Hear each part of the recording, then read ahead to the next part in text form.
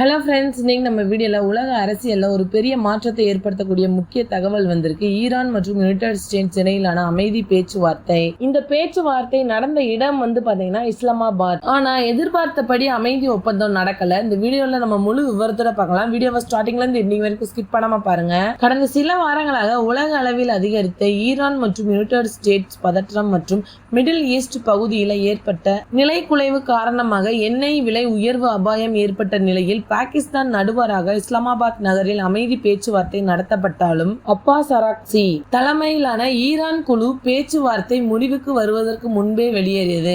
இதனால் ஒப்பந்தம் ஏற்படாமல் டிப்ளமேட்டிக் ஃபெயிலியர் ஏற்பட்டது. இதற்கு பதிலாக டொனால்ட் ட்ரம்ப் கடுமையான கருத்து தெரிவித்ததுடன் அமெரிக்கா நேரடியாக கலந்து கொள்ளாதது சூழ்நிலையை மேலும் சிக்கலாக்கியிருக்கு. இதனால் தற்போது அமைதியான டீல் இல்லாம டென்ஷன் தொடர்ந்து வெயிட்டிங் ஃபேஸ் நிலையில இருந்தாலும் பெரிய போர் இன்னும் ஆரம்பிக்கல. எதிர்காலத்துல மறைமுக பேச்சுவார்த்தை தொடரலாம் அல்லது புதிய நடுவர் வரலாம், இல்லைன்னா டென்ஷன் அதிகரிக்கவும் வாய்ப்பு இருக்கு.